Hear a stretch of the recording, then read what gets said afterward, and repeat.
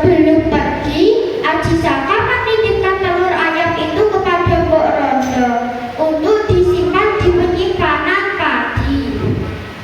Suatu hari, tertangkaplah Aji Saka oleh pejabat kerajaan karena disangka melakukan pelanggaran.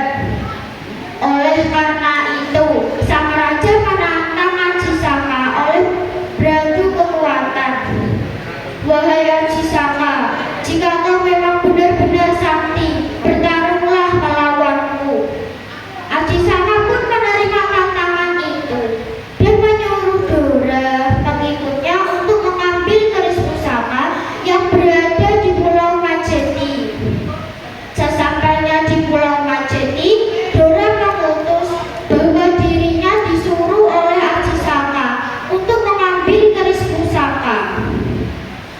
Tidak, Dora, tidak akan kuberikan keris pusaka ini sebelum Aji Saka sendiri yang mengambilnya. Sembada, kau harus percaya padaku. Aku ini diutus oleh Aji Saka. Tidak, aku tidak akan mempercayaimu.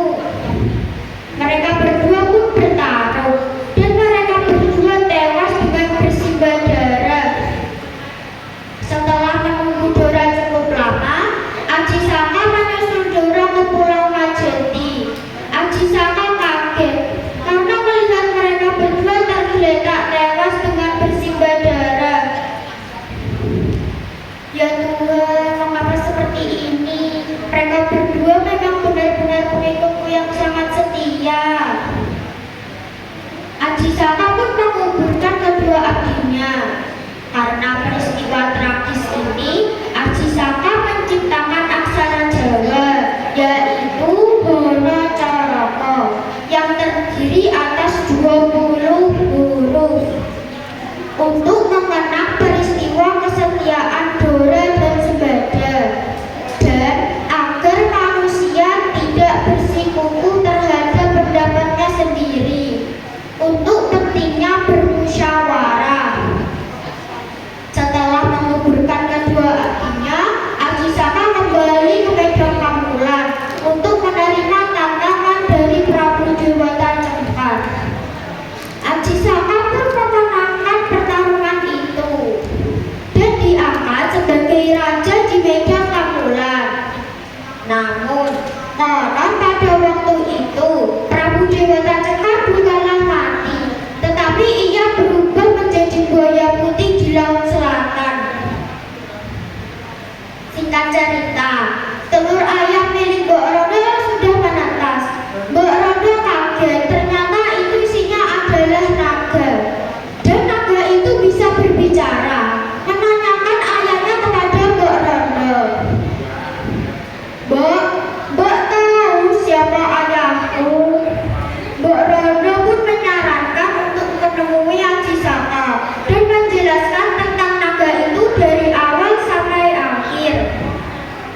Wahai naga, temuilah Aji Saka. Setelah bertemu dengan Aji Saka menamai naga itu Naga Linglung.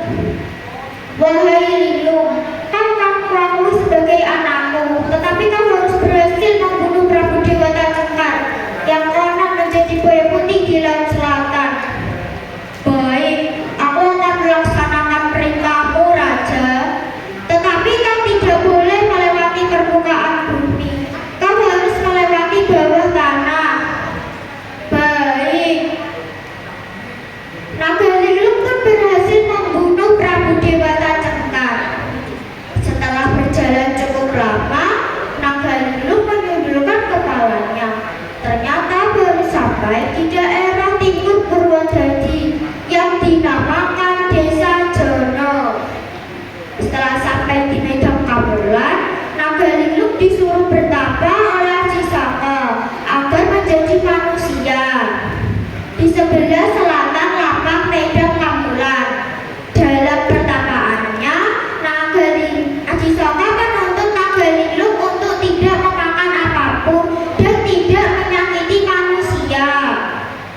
Singkat cerita, ada segerombolan anak yang sedang mengembala ternak. Hujan pun turun. Anak-anak itu mencari tempat berteduh. Hei, itu ada lubang besar. Ayo kita ke sana. Ayo, ayo, kata yang lainnya.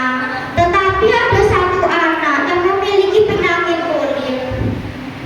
Hei, kamu punya penyakit kulit. Kami tidak mau berteduh dengan kau. Kami takut tertular. Kami jijik. Anak itu pun keluar. Untuk menghilangkan rasa dinginnya, anak itu tidak sengaja memantuk-mantuk kayu dengan parang yang dibawanya. Anak itu kaget karena kayu itu mengeluarkan cairan seperti getah berwarna merah. Ketika dibau, itu berbau amis. Naga linglung kaget, ternyata ekornya terasa dipatuk-patuk dan terasa telah menelan sesuatu. Tolong, tolong, kawanku dimakan naga, tolong, tolong. Kemudian datanglah warga. Warga pun menuntut Aji Saka untuk menghukum naga linglung. Wahai raja, hukumlah naga linglung karena telah menelan anak-anak pengembala. Naga linglung pun dihukum dengan menancapkan paku di kepalanya sambil menggelebar-gelebarkan tubuh serta suara yang menggelegar.